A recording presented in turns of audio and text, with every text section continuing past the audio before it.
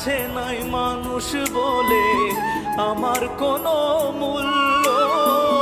সারা জীবন ভাবলাম তারে স্বর্গ সমতুল্য।